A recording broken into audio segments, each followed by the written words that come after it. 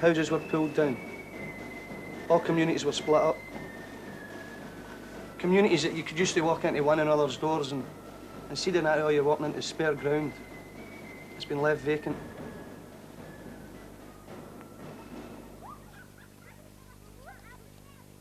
Because I refuse to leave Govan. We've been born, brought up here, all my family's here, friends. So I don't see why we should actually be like nomads in the desert. If there's no work here, travel for work which should be provided here for the local community. There's more damage done with the masters than it was done with a war. Because they've brought the whole community up completely.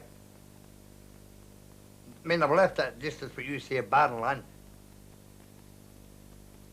With nothing to look forward to at all. And as you say, it's a bad day if people got to leave home to travel abroad and leave one to home, isn't it? Do you feel you've been rewarded for the years you've worked in the shipyards? 50 years now? No way, no way. See the redundancy money you give me. You could have spent it in a couple of drinks. I mean, poultry for a year you pay into a ship. The money was absolutely rubbish.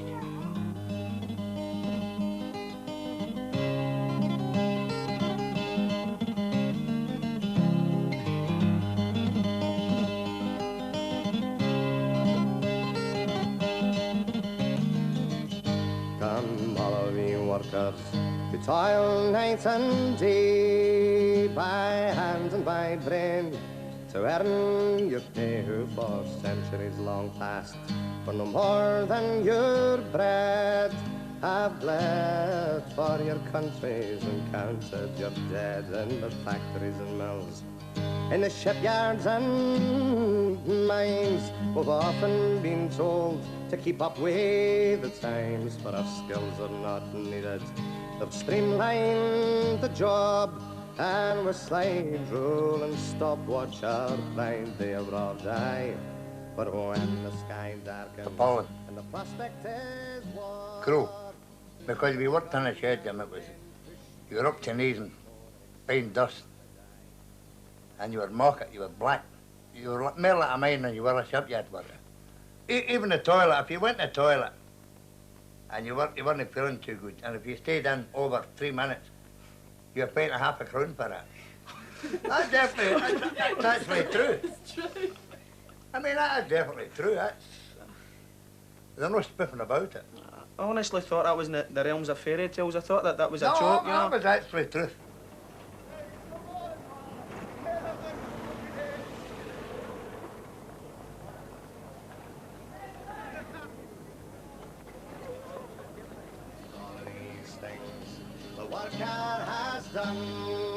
People are afraid to open their mouth because they know they can be paid off at any time. There's 12 men to 100 men doing it at the yard within half an hour looking for your job. I always expected to carry the can. And if you speak up, you're branded a troublemaker. They've divided and ruled for long enough, man. But it's went a full circle now. From my dad's time to my time. It's went full circle.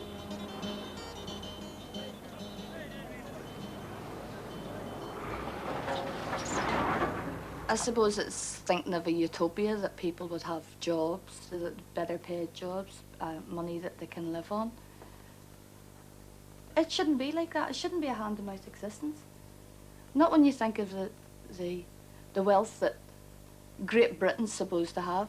Mind you, being in Great Britain, I suppose wealth depends on what end of the whip that you're at, whether you're giving it or whether you're getting it. And it's not just in Glasgow. I mean, that's all over this so-called nation. Do you feel it ironic, Danny, that after the advances that the working class made through the years, for virtually slave labour when Sabres started in the yards, to where you near enough had control over some decisions that was made, that when you got to that point, then all the industry was pulled out because the profits weren't as good as they were, and they were taken to, or sometimes third world countries, to use the profits they'd made here and just to leave the community to fend for themselves. White labour, slave labour, they get black slave labour. So they're only different in colour, Jimmy. That's what they actually went and done. I mean, they were skinty white labour, They took all the rands out of them and sapped them dry to wait to get black ones, so there were no difference.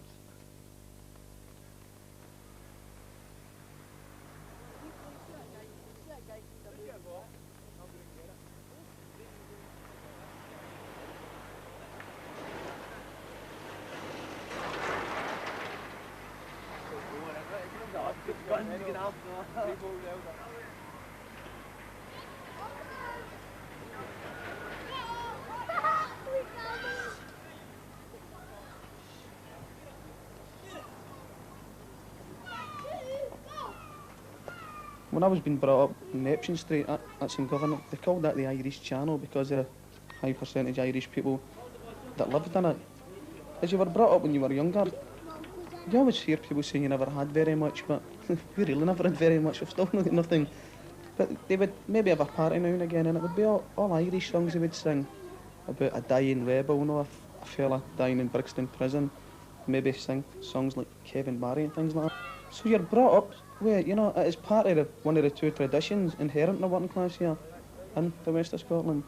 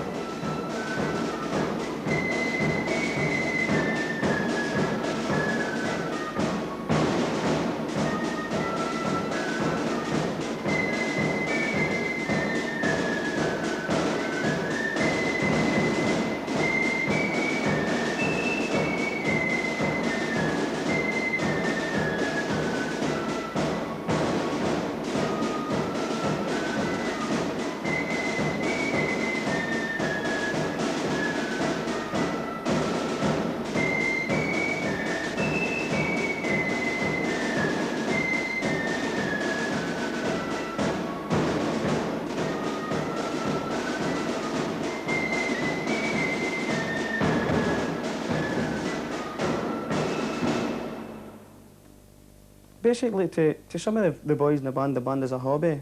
To other people in the band, it is as a way of socialising, to feel together, to feel you're building. You know, you're not held back with any inhibitions. You're building, it's yours, it belongs to us. Maybe not the best band in the world musically. In fact, music is only secondary importance. But it's a feeling of belonging.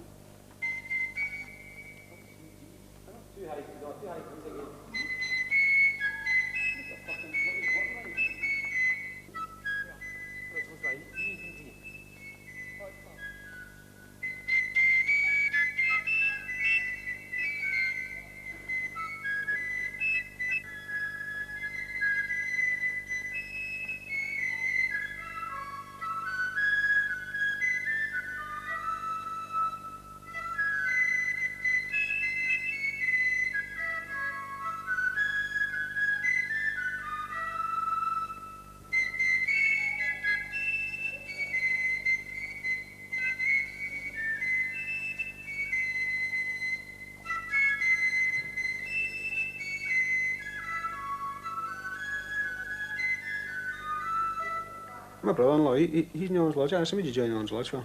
My mates were in it. I said, your mates were in it? He says, aye. So, I asked him a couple of years now, things that, it's that thing, Sloan. I say, the things that happen in the Orange Lodge is unbelievable. He says, am I working? He says, aye. So, you working? I said, no. He says, I'll always have a job. As long as I wear that sash, I'll always have a job. That was his reply to me.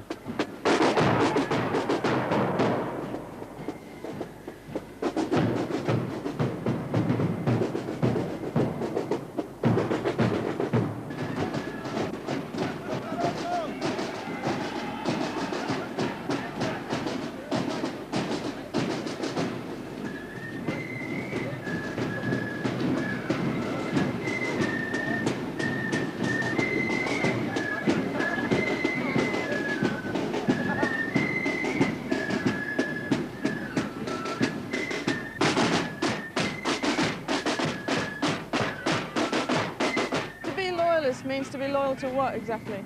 The Protestant faith. Your Protestant faith, and your order and your queen, your family, your mum, dad and your queen. What do you think of Republican flute bands?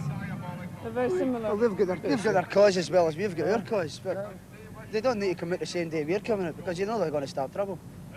Do you think people should be so up against each other? Do you think you've got some things in common between... Not really, they come into the world the same way we come in. It's just a religion, that's all it is. It's their faith, it's their faith. They go their marches, we go our marches.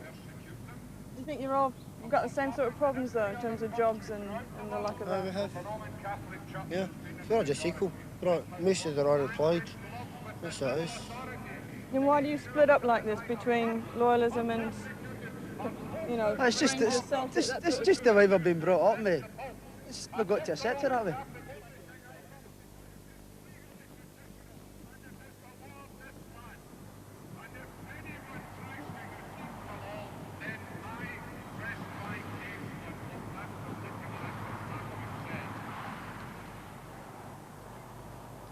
What you must remember that everybody in Glasgow, everybody that I've ever knew, has been brought up either Catholic or Protestant. So the minute you're born, there is a label attached to you. You're expected throughout your life to stand by that label.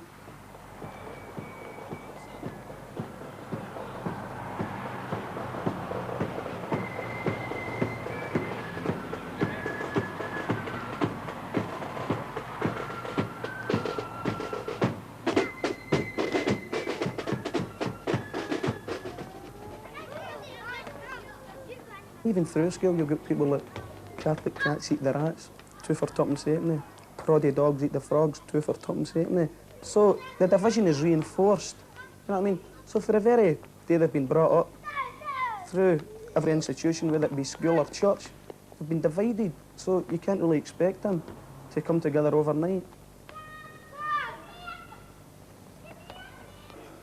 When I first joined the band, it was only because I thought it was a way of getting back at Protestants. But now, me being in the band so many years, it opens your eyes up completely to just being a sectarian. Now you think about other people's struggle.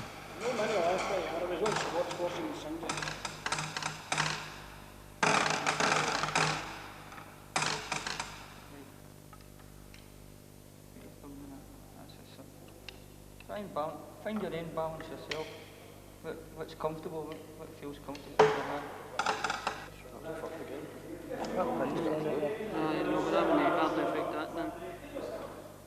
But when I joined the band and started associating with people within that band, I realised that they were from the very same subculture that I'd come from, and yet some of them were pretty well educated, you know.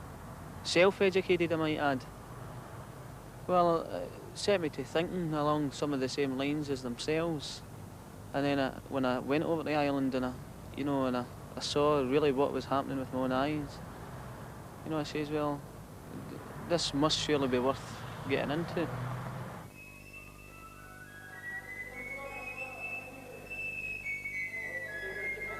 I used to read about Ireland and about they had a civil resistance campaign. I was reading about all these people injured and they were marching for things they believed in. And it was just for there, I just took it for there, and I sort of believed in their struggle, and that was me. I sort of believed in the Republican movement. That's why I wanted to join the band. That's, I don't know, just me putting across my point of view, being in the band, you know.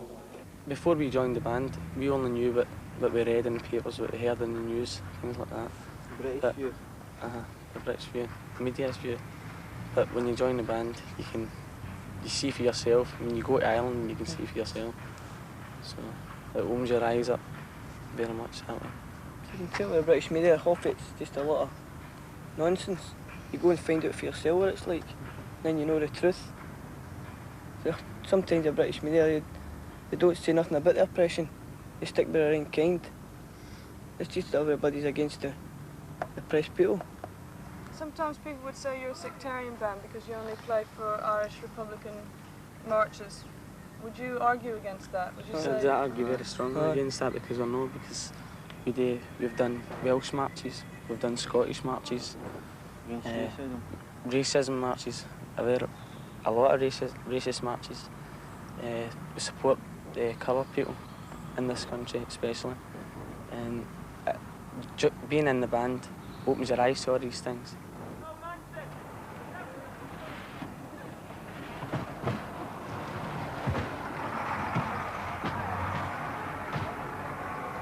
He's never got that drum you loose, mate, no? He's never get that drum you loose.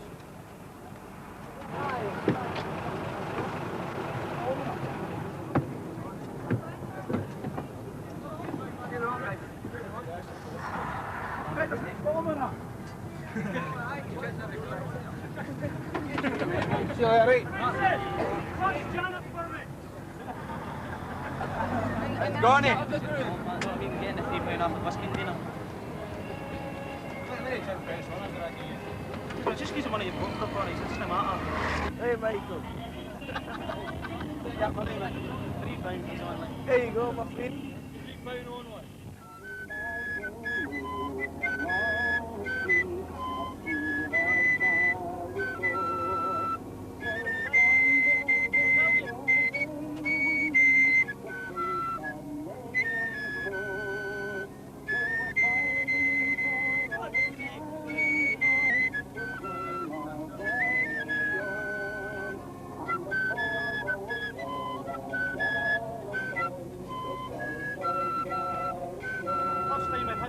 Any flute band has a courage and served on the bus to Stranraer. This is a unique achievement in the annals of Republican history.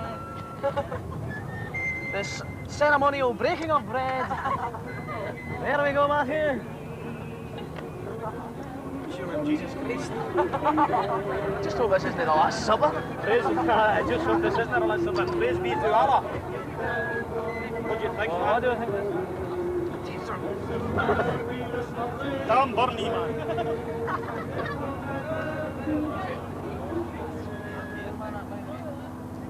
Ah, fucking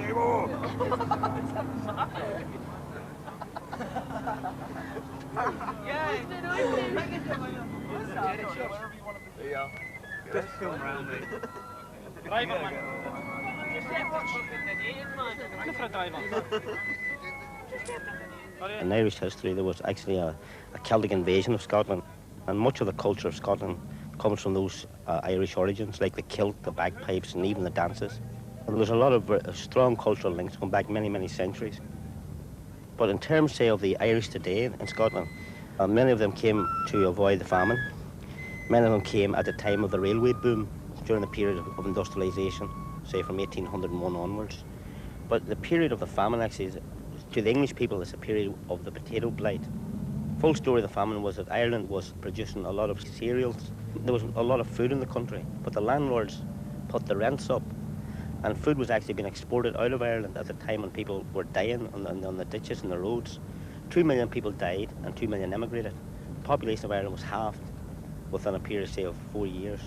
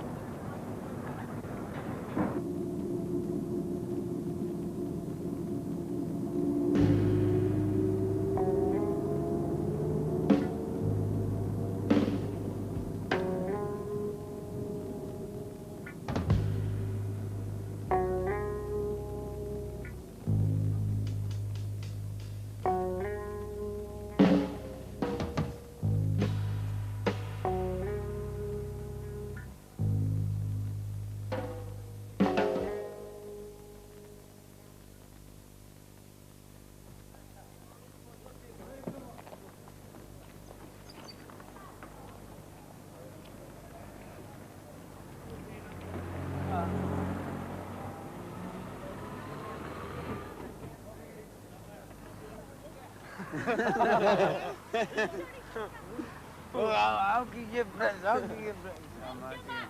How's the wee brother? Yeah. About 20 of us coming. 20? No, I ain't going overseas. Come on first, Wally. Come on, come on for 10.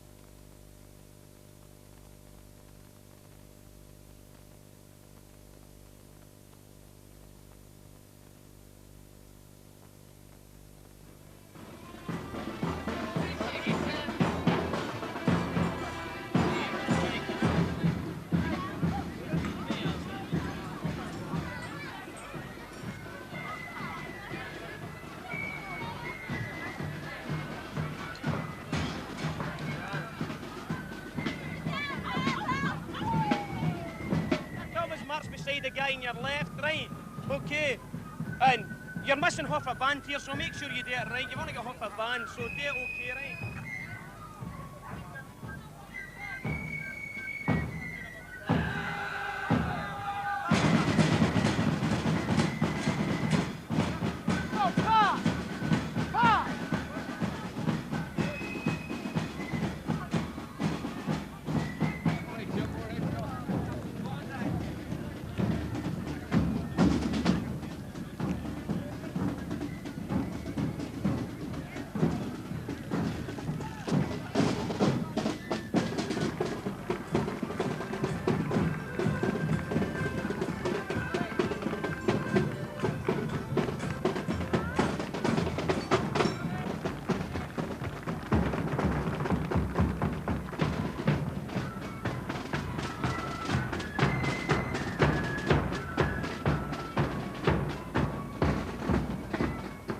A lot of the bands were called traditional names, like the Shamrock or the Harp.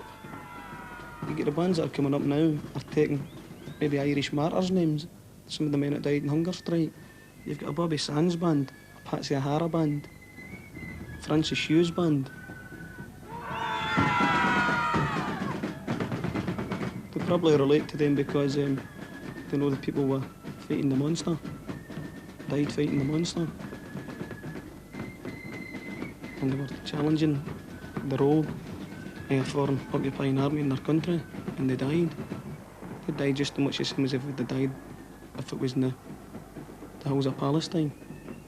Didn't make any difference that they died in a concentration camp.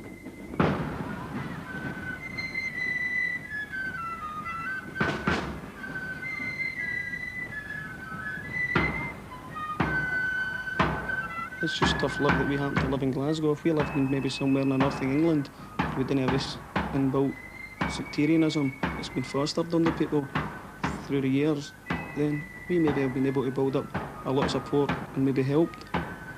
But there's no converts in Glasgow. You're either one or the other. It's no left or right or black or white. It's green or orange.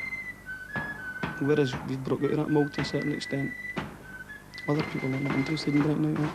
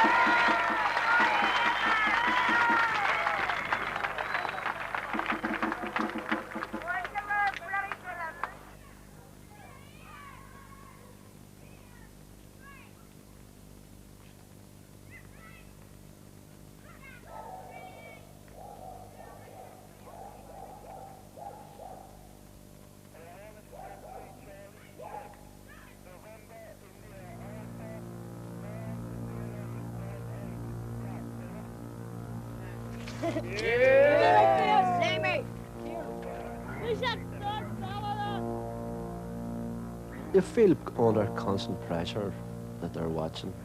It's not just foot patrols that come around on Land Rovers, Saurus, secret observation posts, cameras. They can more or less tell me what I had for my breakfast.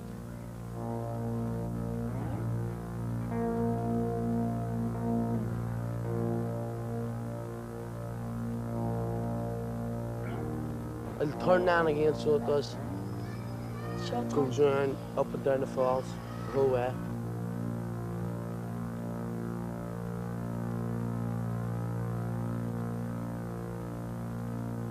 Are they likely to be looking at you now? They are. See, the camera's right down. They're probably slang, isn't it? Well, they're probably saying it to them silly bastards. But he's feeling fuckers now.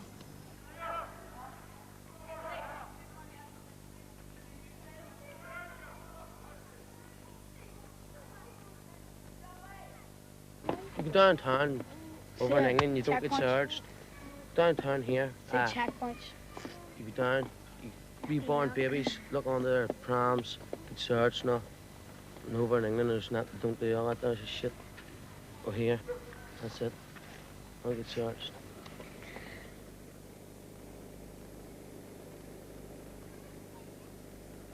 There's always somebody watching. Like a ghost behind us.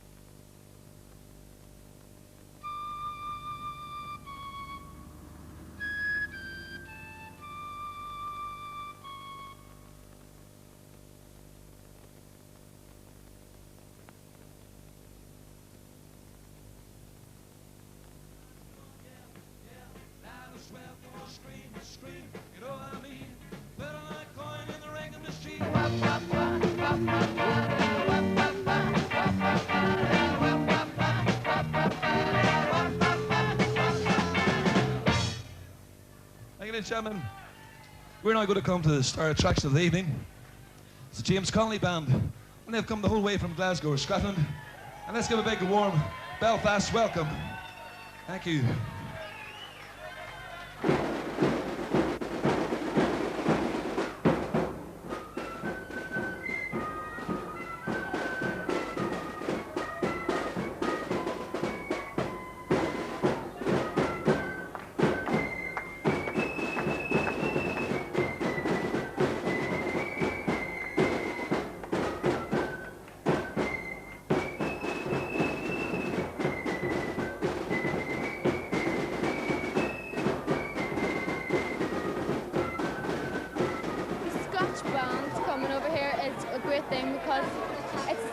People, but whereas when the Scots soldiers come over here, they're British soldiers, and that's the difference.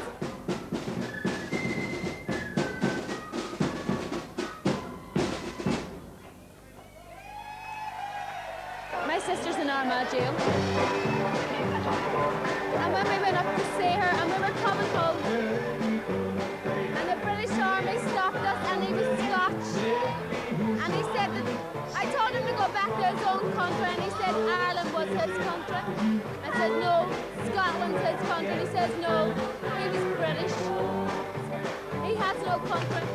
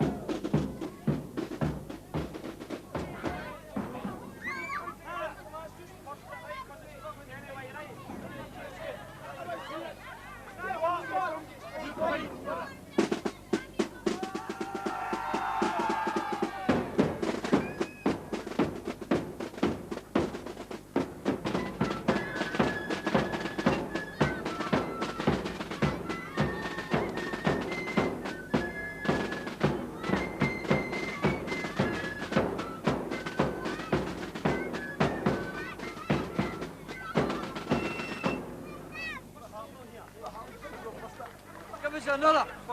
Listen, the bus is no here as well, just playing an ad tune. Drop them. Listen, see... Wait a minute, Tony. See, when the bus comes, get on the bus right away. I'm not kidding because you're cutting time short.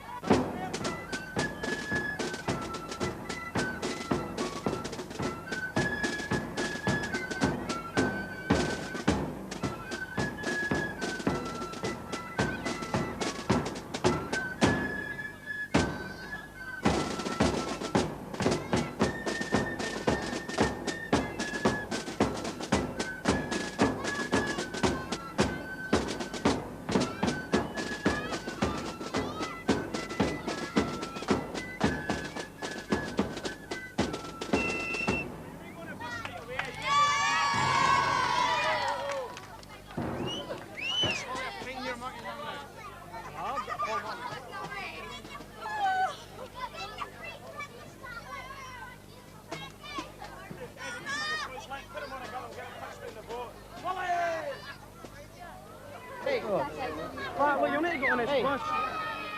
Tony, come on.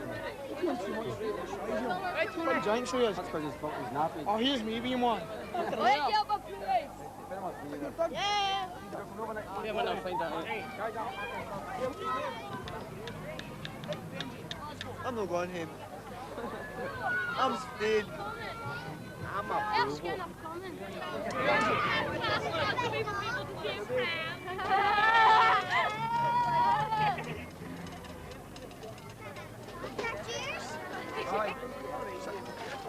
Glasgow dog. Hey, watch him, a bad show here. He's speaking Glasgow. Dog speaks Scottish. Speak Scottish, speak Irish.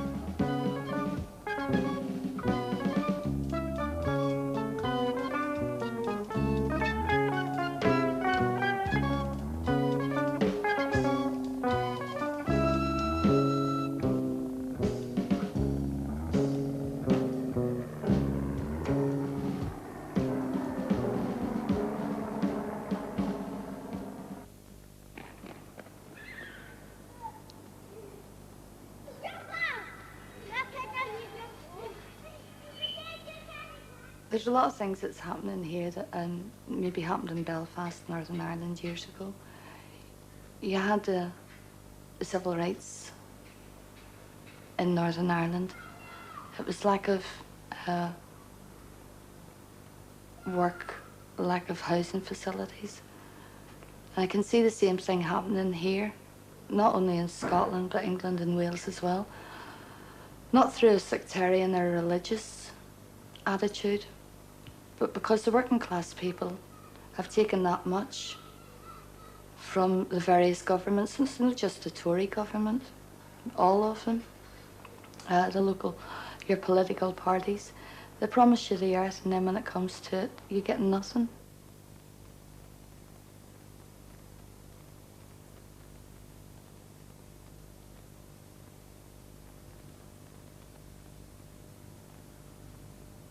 I don't know when Priesthill got built, possibly when they were, say, 30 years or something, but they built a place for thousands and thousands of people. They didn't have wash houses, cinemas. No, they never had a public house till just lately. They had nothing, no social amenities, no social outlets for the people. Just masses of people who maybe went to work, or travelled to work and travelled back. And that was their existence.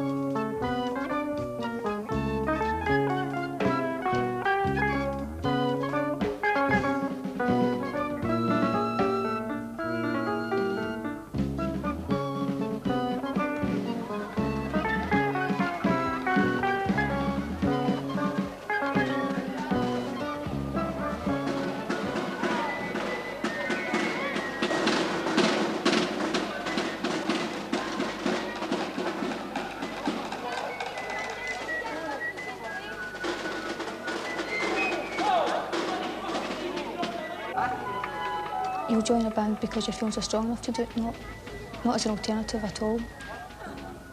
Obviously it is creative. I mean, you're learning something new, you're learning to play an instrument, and that is creative. But you're doing that towards a political view, you're doing it because you want to show your political views, so obviously it's a bit more biased towards the political side of it. And you want to show your feelings, you want to show that you're playing your flute and you're out in marches and demonstrations because you want to show, you want social change.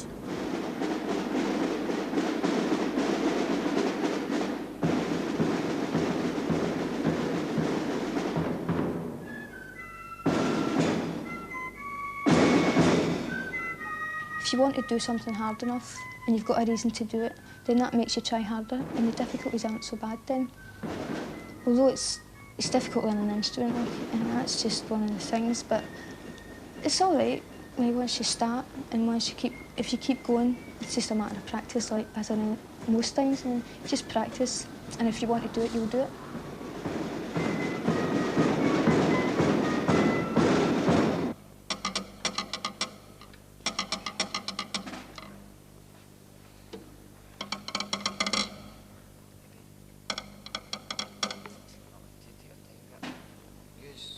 In general, the society has always tended to... The women are always sort of classed as, not inferior, but a sort of second-class citizen. And although laws have been to change this, the attitude hasn't really changed. I'm studying for engineering, okay, and the general reaction is a bit of surprise and a bit of amusement as well. I mean, I feel that's wrong, but the attitudes are always there in society. And so I think being in a band, it's different. I mean, you're not classed on whether you're a man or whether you're a woman. I mean, it's what you feel, not what you are. And that's E, okay? That E, right? Look, the first one's D and the next one's E. And that is put your fingers down on that one and lift that one and press the round key. And cover the fingers. Right, try that one. Just the same as you blow your D. Right, go. Right, again.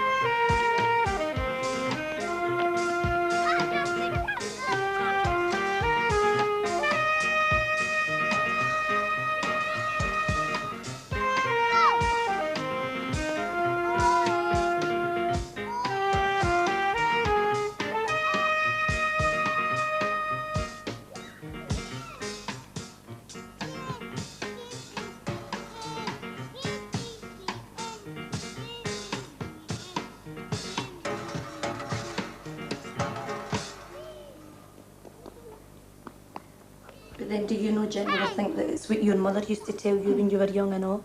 Like when you were in the kitchen, Mary, she used to say, "Now you watch what I'm doing," so that you'll know when you're old enough to date for somebody. That's what I mean by you society. following your own mother's footsteps, really.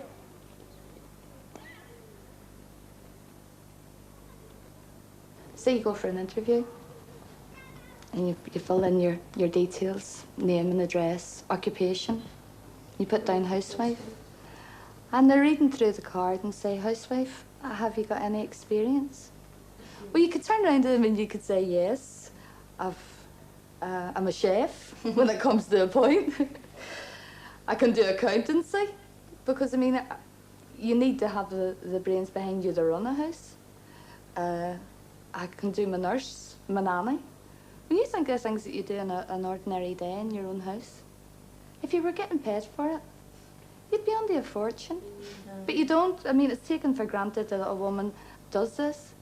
if there's any girls in the house, they always get the housework and things to do. I mean, a boy wouldn't need to go a message or anything when there's lasses in the house, you know. You know, it's going to iron my shirt, I'm going out the night. It's because they're always just, they're the breadwinners and they come in and their supper's supposed to be on the table for them and all that, you know.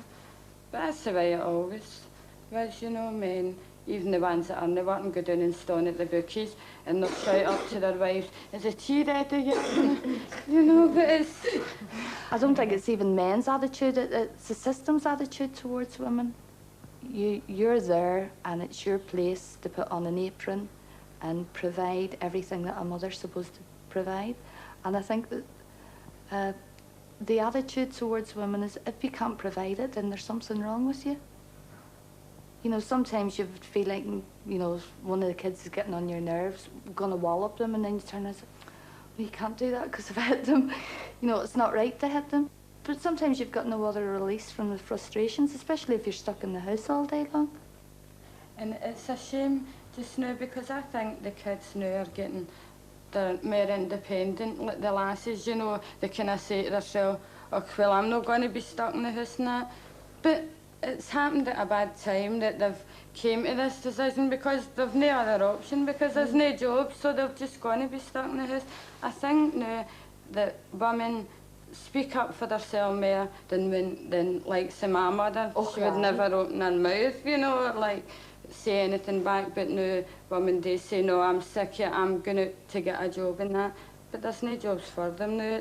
It's a good thing it's happened that they're more independent, but it's happened at the wrong time. It's just at a bad time now.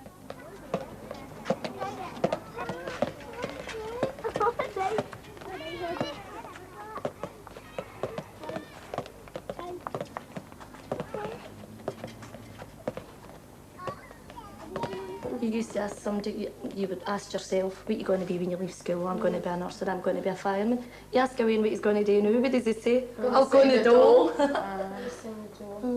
See, they're just following their dad's footsteps. My dad's in the dole, but Wayne's think the dole is a job because they get paid for being on the dole.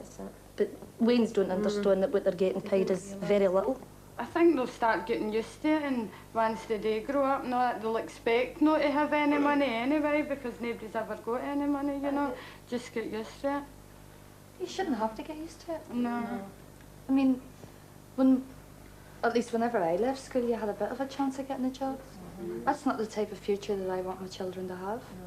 To come out of school and say, right, that's me, on the dole. And that as well, that's social security, I think it's a takedown. When these people come into your home and start asking you personal questions and you have to start explaining all that to them. And if the kids need shoes, you're pleading with them, you know. There's for clothes and things like that off them, I think it's a disgrace. It's you know? You carry on, isn't it, that you have to go to the school? If you need a clothing grant, you have to go to a teacher? You have to take the kids to the headmistress. That's right. And like, say, Anne-Marie and Marsha's age, you know, they're 10, they know what's going on. You couldn't possibly take them down and say, look, no. I think it's a takedown for the kids. And then the kids get sneered at. Don't know, your mammy can't afford shoes. It's like the parish days. You know, back to the parish. I didn't hear that before here. Did you know? The parish. So it is, they'll be stamping the clays next. For the kids to give it on what they used to do.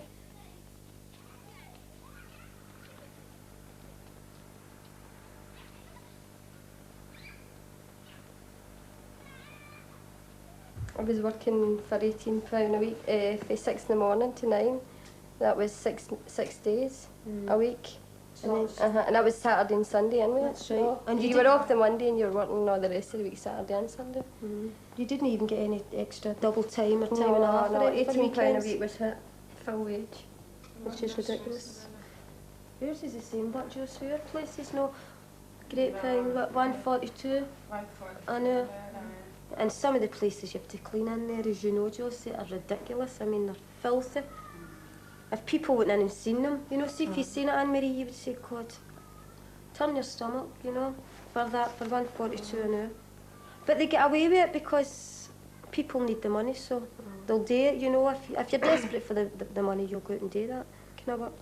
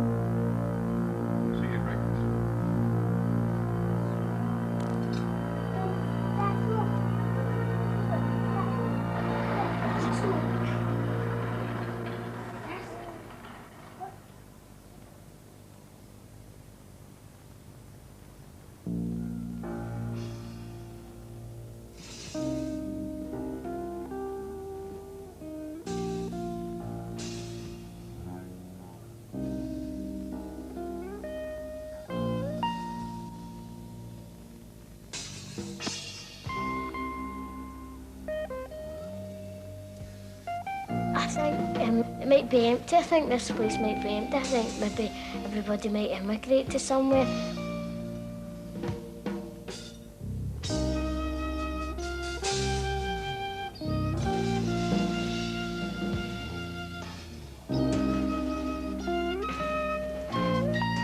I think it might be all computers doing things for you and everything, like doing your housework, robots and everything, and you just slide down really easy.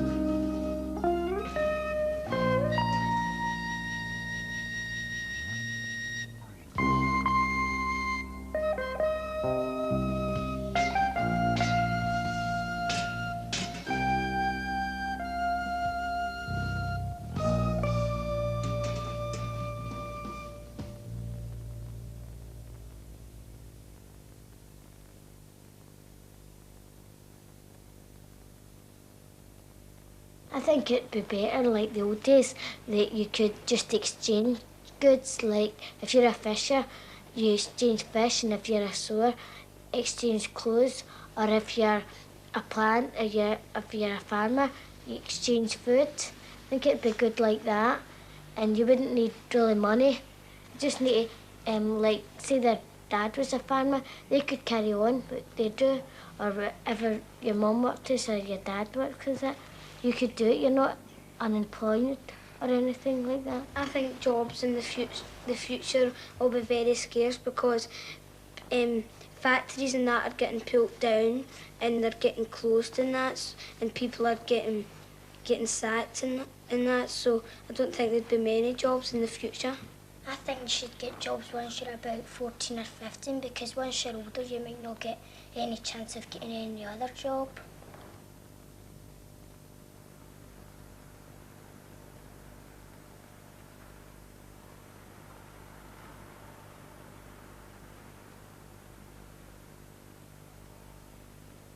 The same as the Industrial Revolution was supposed to be the great enlightening age, it brought us from the Dark Ages.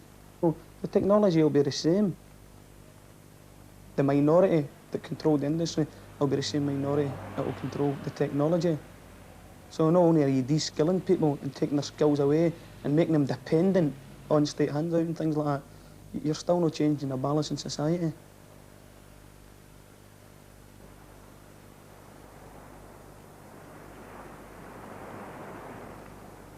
You see the utter absurdity of the position that we're in here. We've got, when I say we, I don't mean we as a working class, I mean the British government and their American and European allies, so-called allies, have got nuclear bases only 20 odd miles down the Clyde there, and they're stockpiling these terrible, horrendous nuclear arms, weapons. Nobody was ever consulted, the people that lived in that near vicinity, that nobody was ever consulted, do you want these missiles to be here? They were superimposed on them. Do you understand me? I mean, those people were not, it didn't matter to the government what those people thought. We must get back to basics. I'm talking about in Glasgow and west of Scotland particularly, and get rid of this evil that does really beset society, and it is religious bigotry and sectarianism. When the working class begin to realise that we should be pulling in the same direction, religion is only a label attached to us. It's a class matter, it's a whole class matter. Yeah, I mean, if you look at the role of the church, I mean, the sheer hypocrisy of the Malvinas or Falklands campaign, call it what you will, that really astounded me was the way that you were getting these newsreels from Buenos Aires or wherever it is, and however you pronounce the place, and you see these Catholic ministers or bishops blessing the Argentinian troops going into battle, you know, and then you see these tracts of film from the dock sides at Plymouth and, you know, Fast Lane to a certain extent, and you see these British Catholic and Presbyterian, Protestant, Anglican ministers blessing the British troops, you know, and they're blessing it to them to destroy each other. Should they not have been saying to the troops, the very troops that they were baptising and in the name of the Lord going to fight? Should they not have been saying to them, now listen lad, you're going out here, you're sacrificing your life, and then you go back to your slum in Buenos Aires with 130% inflation and all the pro-capitalist institutions that you can think of, and you laddie, you'll be going back to Liverpool to talks to fight, and where the police will harass you and jail you, and back to your 3 or 4 or 5 million unemployed. They were not saying that to those troops. Nobody won out of the Malvinas reconquest. Argentinian working class died, and British working class died. Poor British sailors for, as you say, Liverpool and Sheffield. Working class, pure working class English and Scottish boys for Ibrox and Pollard. And these districts died for what? What did it prove? It proved nothing. It proved it done nothing for the working class. The working class are always forced to go out and die in any imperialist conflict. But when they come back, they don't own 1 ounce of the soil they're fighting to protect or preserve. They own nothing.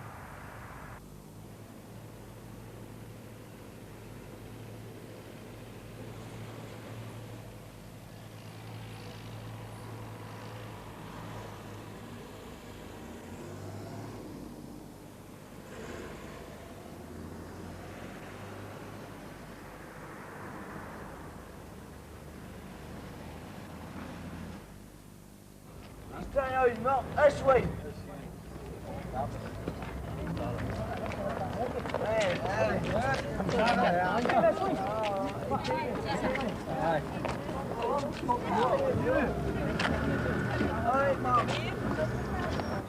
Well done.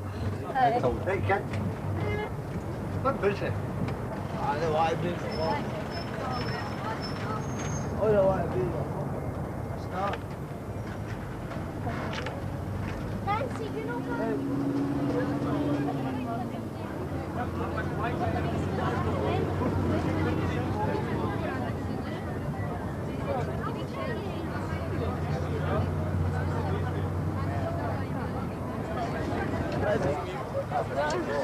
Don't get away, don't get away.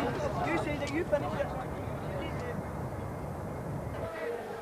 Welcome to the discussion once again in the center, shallow.